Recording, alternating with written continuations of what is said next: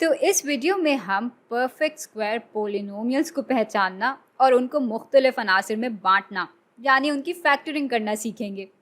अब जैसे हमें एक्स स्क्वायर जमा 6x जमा 9 दिया हुआ है यहाँ, तो इसको फैक्टर करने का तरीका जो हमने सीख रखा है वो ये है कि हम कोई ऐसी दो इकदार मालूम करें जिनको जब हम आपस में ज़रब दें तो वो 9 के बराबर आ जाएं, और जिनको जब हम आपस में जमा करें तो हमें 6 मिल जाए। भाई 3 ज़रब 3 बराबर होते हैं 9 के, और 3 जमा 3 बराबर होते हैं 6 के। तो हमारी दो इकदार होंगी 3 और 3, और यूँ इस पूरे एक्सप्रेशन को हम x जमा 3 ज़रब x जमा 3 की सूरत में भी लिख सकते हैं। और चूंकि ये एक जैसे एक्सप्रेशन एक दूसरे से ही मल्टीप्लाई हो रहे हैं, तो इसको हम x जमा 3 के स्क्वायर की सूरत में भी लिख सकते हैं। अच्छा, अब ज़रा देखते हैं कि इस एक्सप्रेशन में आखिर क्या था जिसकी वजह से ये फैक्टर होकर बाइनोमियल के परफेक्ट स्क्वायर की शक्ल में आ गया। यहाँ हमारे पास एक वेरिएबल का स्क्वायर है जो कि हमारी पहली टर्म है, और आखिरी टर्म भी एक परफेक्ट स्क्वायर है। 9 असल में 3 का परफेक्ट स्क्वायर होता है, और यहाँ जिसका स्क्वायर होता है बीच की टर्म हमें उसको 2 से ज़रब देकर मिल रही होती है।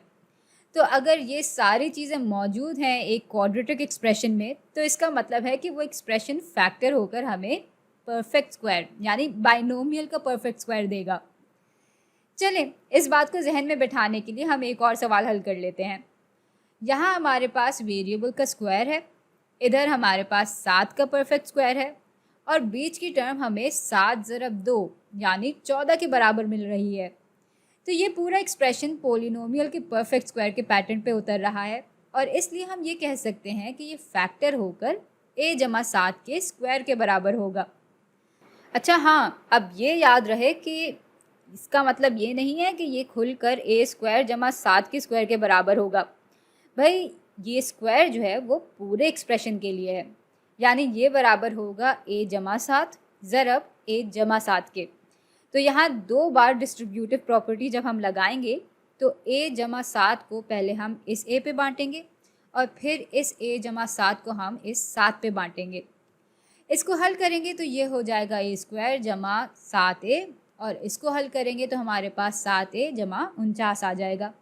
और अब हम देख सकते हैं कि ये 14a आखिर कहाँ से आया। ये इस 7a जमा 7a से आया, और इसी तरह हम ये भी देख सकते हैं कि a स्क्वायर कहाँ से आया और ये 49 कहाँ से आया। चलें, इस बात को ज़रा आम शक्ल में भी देख लेते हैं। a जमा b का परफेक्ट स्क्वायर अगर हमें दिया हुआ हो तो ये बराबर होगा a जमा b ज़रब a जमा b के।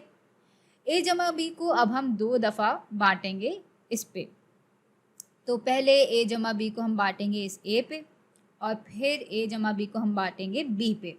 इसको जब हम खोलेंगे तो हमें a स्क्वायर जमा a भी मिल जाएगा, और इसको जब हम खोलेंगे तो हमें फिर से a भी मिल जाएगा और साथ ही b स्क्वायर भी मिल जाएगा। भाई इसको मज़ीद हल करें तो हमारे पास आ जाएगा a स्क्वायर जमा 2ab जमा b स्क्वायर। तो भाई यहाँ से पैटर्न और साफ साफ दिखने लगता है। हमारे पास अगर वेरिएबल का स्क्वायर है और एक मुस्तकिल टर्म का परफेक्ट स्क्वायर है, और इस टर्म का कोएफिशिएंट बराबर है 2 ज़रब b के, तो हमारे पास पोलिनोमियल का परफेक्ट स्क्वायर आ जाता है। अब कभी कभार इसकी तरतीब इससे थोड़ी अलग भी हो सकती है। मिसाल के तौर पे हमें अगर 25 जमा 10x जमा x स्क्वायर दिया हुआ है, तो बज़ाहिर ऐसा लगता है कि ये इस पैटर्न पे नहीं बैठ रहा, क्योंकि पहली टर्म यहाँ वेरिएबल का स्क्वायर नहीं है और मुस्तकिल कदर हमारी पहली टर्म बनी हुई है।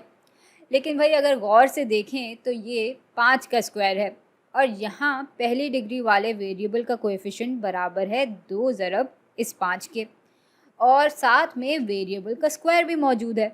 तो ये एक्सप्रेशन फैक्टर होकर 5 जमा x के परफेक्ट स्क्वायर के बराबर आ जाता है। तो भाई इससे फ़र्क नहीं पड़ता कि एक्सप्रेशन की तरतीब क्या है। अगर परफेक्ट स्क्वायर के पैटर्न पे ये एक्सप्रेशन उतर रहा है तो हम फ़ौरन इस एक्सप्रेशन को इस शक्ल में ला सकते हैं।